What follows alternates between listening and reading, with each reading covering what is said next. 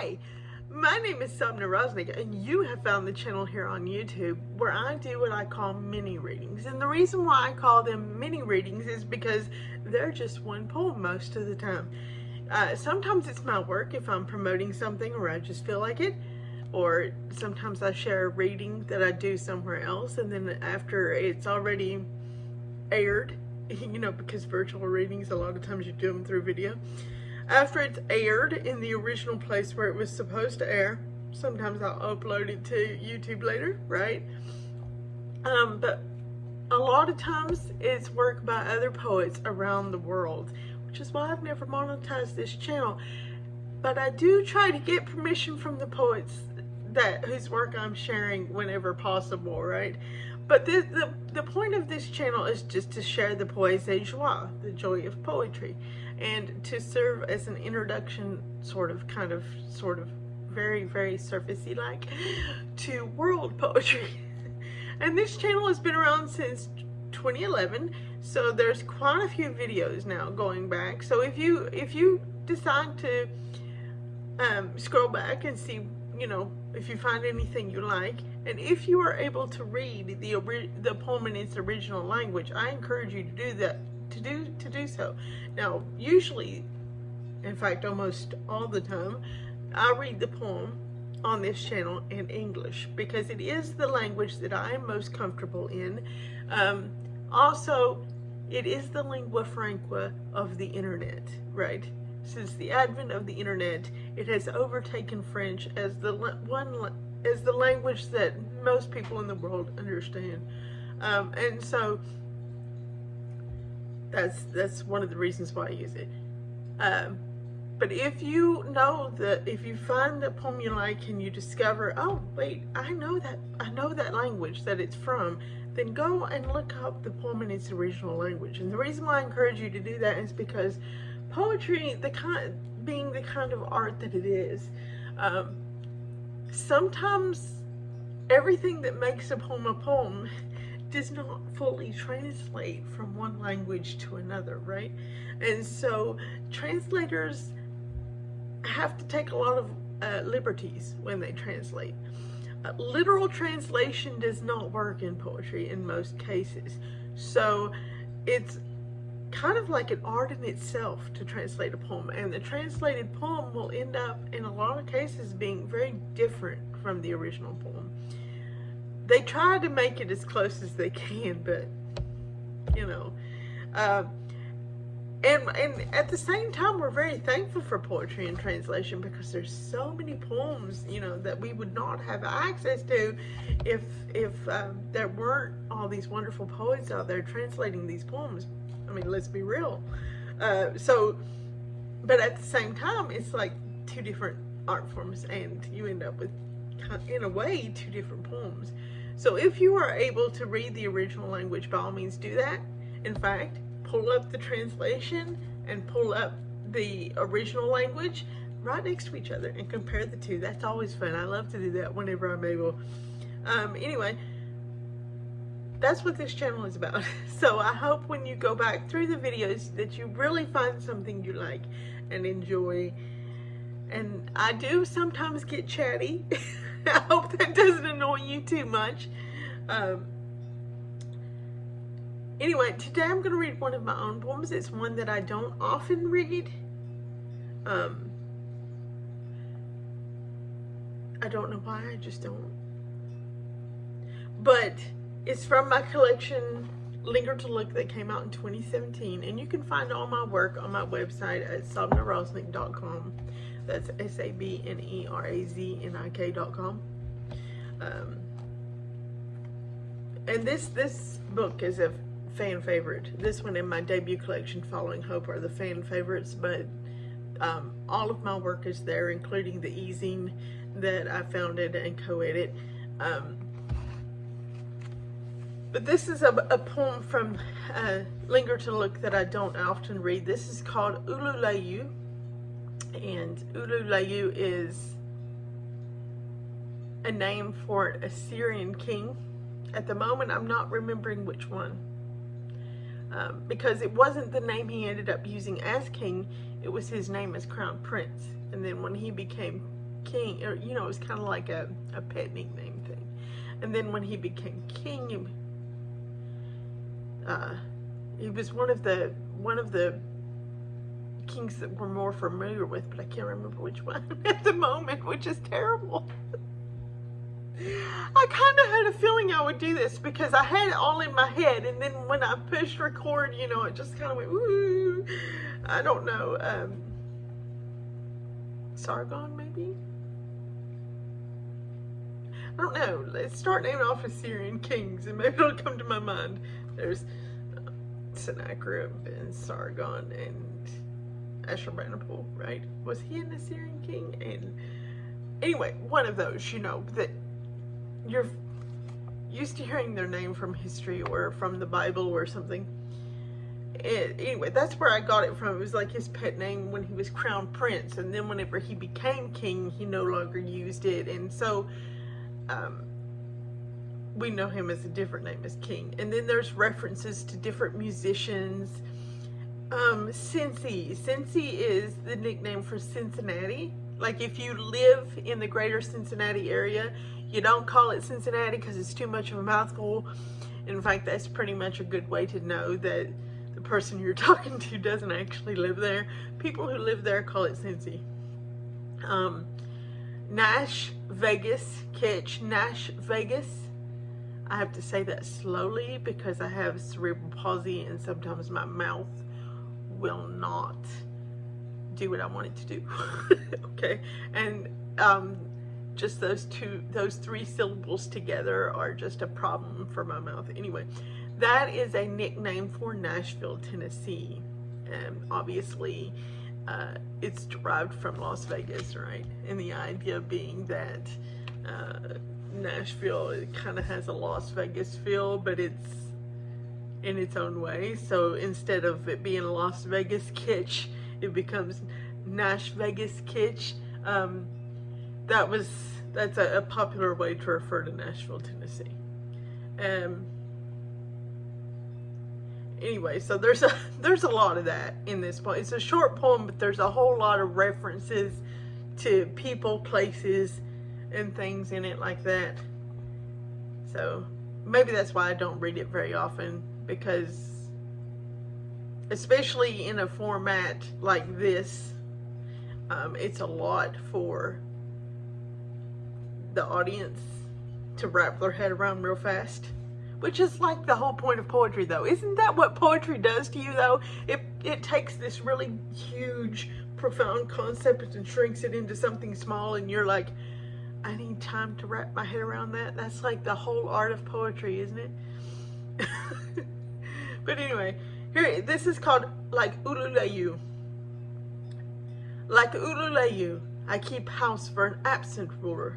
Listen to Honey Boy, BB King, and Sun House to lighten the mood with thoughts of Cincy after dark and Nash Vegas kitsch. Open up to close out and dream again, awake or asleep, pacing through half-furnished fuzzy rooms to decorate, dusting windows, doorknobs, promises to keep them bright as lights of Chicago and Times Square on overload. The unworn welcome of my soul, staring out at passers-by, ruler, unaware, and roaming, Pittsburgh sighs. So, yeah, I don't often read that, but there's a lot in it to unpack when you want to take the time. Probably easier to do when you're looking at the written page. You can sit and meditate on it a while and run down some research rabbit holes if you want, like the Nash Vegas or whatever. I don't know, but I don't read it a lot, but I thought for that very reason that it would be a good one to read, for the simple reason that I don't read it a lot. And I just finished filming the last video that I will ever do for the virtual Wednesday night poetry series that had been going on throughout the pandemic. The host is shutting down the virtual leg, and she's going to continue the in-person leg in Hot Springs, Arkansas. I think the place where they do it is called Collective Coffee. It's like the longest running weekly open night. That didn't come out right. See, I'm having trouble today.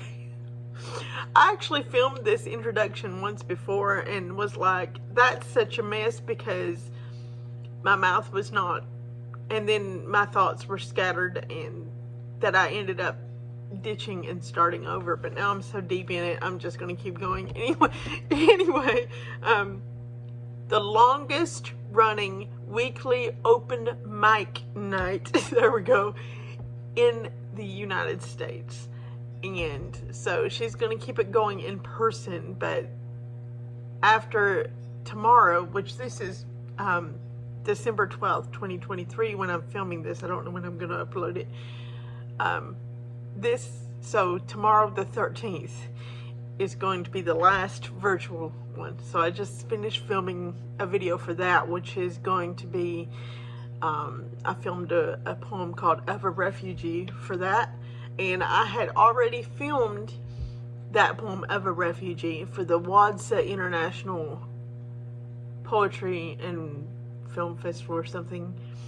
And I've been saving that video for after it airs. And then I'm going to upload it here to YouTube after that. So you will eventually be able to watch the video of this poem from the Wadsa International Festival in Morocco, right? The virtual one. I'm not traveling to Morocco. I wish I was, but I'm really not able to do a whole lot of traveling anymore. On occasion, if I have people who are willing to be more than usually inconvenienced by their travel buddy, because of my disability, I have to pack a whole lot more than your average person, and it's more complicated when you have a disability to travel, right? So if I have somebody who's willing to work with all that, then I will travel with them. But I don't travel alone because logistics. And I've never traveled alone, even when I was healthier, because logistics. And now that my health is declining, even less so. But also, it's just more difficult to travel. There's more involved. I gotta pack more, and there's certain vehicles I can't even dream of getting into, and it's just, sometimes I have to take a wheelchair with me depending on what we're going to be doing, because I have a walker, but I fatigue really easily. So then somebody has to push the wheelchair. I used to be able to push my own wheelchair, but now I have this thing with my neck, so I can't be doing this all the time.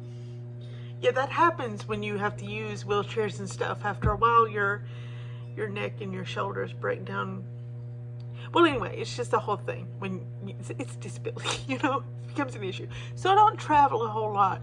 So most of my readings these days are virtual, just because of that.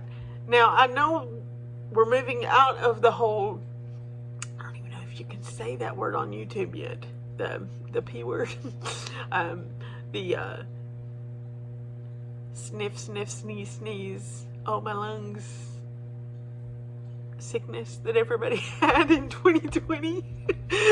I know they got, I'm not monetized, but I don't want to get a strike on me all the same. So I know we're moving out of that to some extent. I think that particular illness will always be with us, just like the bubonic plague is still with us. But I think we're moving out of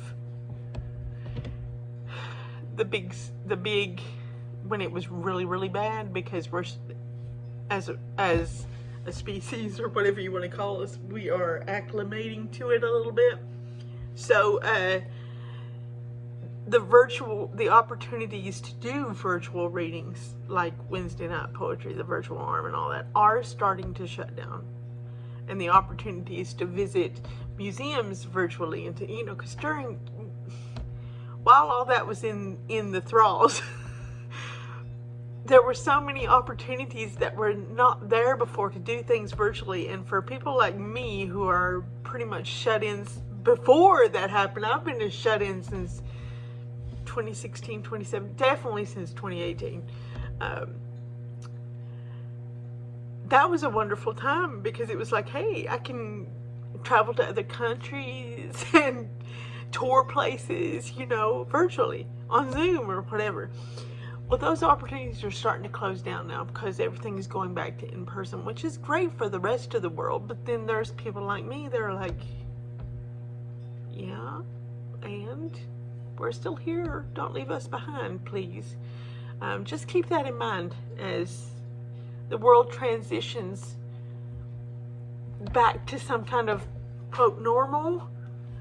Remember that there's a whole segment of the population.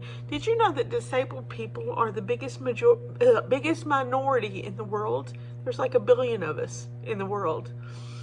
Don't leave us behind, please.